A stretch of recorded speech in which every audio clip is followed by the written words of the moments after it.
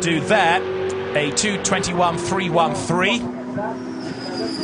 But there's more to come. Stefan Mucker in the Beach Dean Ice Cream Aston, 8th fastest.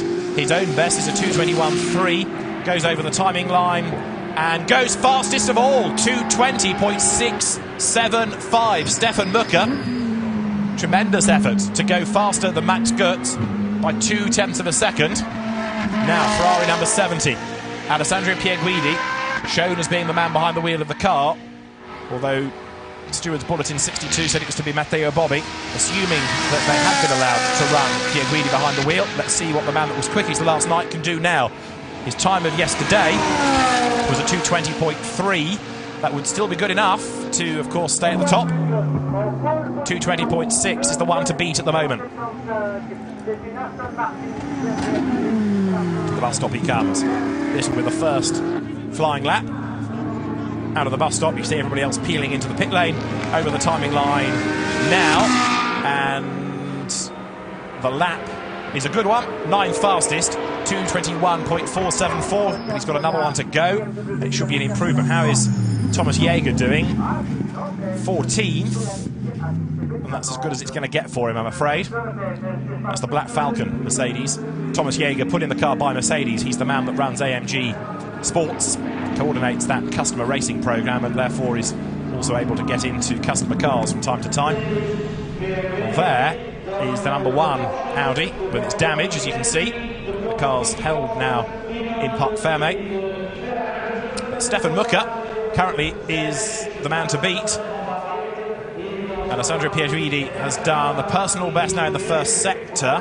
Mark Lieb, surprisingly slower in both sectors on this second lap, so it's not looking very good for the 150 Porsche, unless he does something really stellar in the third sector, the last sector of the lap. There is Stefan Mucker on his in-lap. That's why he's going slowly, because he's done his work for the day, making his way at a rather more genteel pace round now to the pit lane.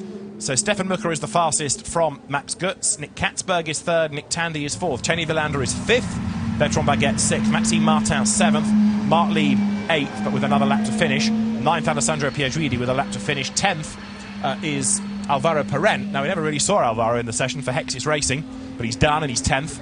11th, Mikhail Alyoshin. 12th, Andrea Bertolini. 13th, Matthias Besch. 14th, Thomas Jaeger. 15th, Alex Buncombe.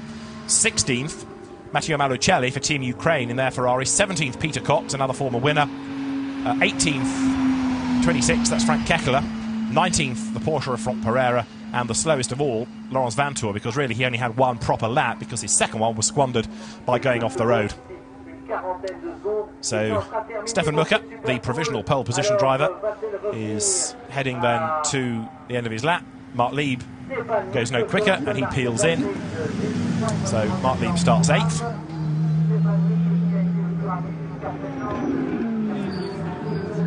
And Pierguidi is still the one to watch, just to see at the end of this lap whether he can improve, and he should do, from 9th. 2 personal bests.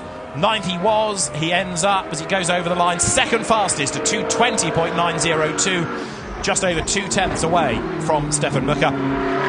It's a good effort, but not good enough. He will start on the front row, admittedly. The race starts on this part of the circuit, although the official timing line is coming out of the bus stop. That's where the race ends. And the session is almost at an end. Of course, everyone has done their laps. There isn't a lot of time period for everybody, and we're just over a minute or so away from that. So we roughly know now, barring anything that the stewards decide upon post-session. 1 or 2 drivers were warned about track limits, but we've not been told of anybody having a penalty because of that. The cars will go through scrutineering, and assuming they all pass, then it will look like this. Stefan Mucker on the front row for Beach Dean, along with the Ferrari you're looking at, of SMP Racing, driven by Alessandro Pierguidi.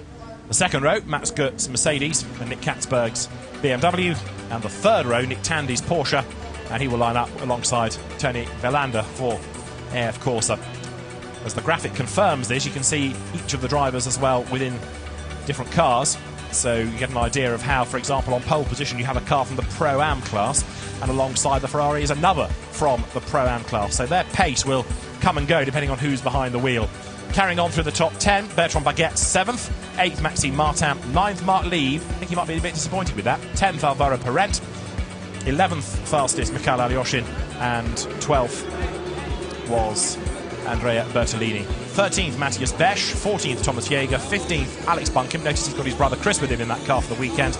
16th Matteo Manocelli, 17th Peter Cox, 18th Frank Keffler, quite a long way down, but he did go off the road as we heard. 19th Franck Pereira, and 20th, a rather red-faced Laurence Vantour, having also not just gone off the road, but also damaged the rear of the number 1 Audi. And that is not a great way to go into the 24 hours. Now, of course, there is the warm-up session tomorrow morning. That's a chance for the teams to make sure that any problems are rectified, that any damage has been repaired fully, and that the car is 100% straight. But 20th on the grid puts them in the body of the field.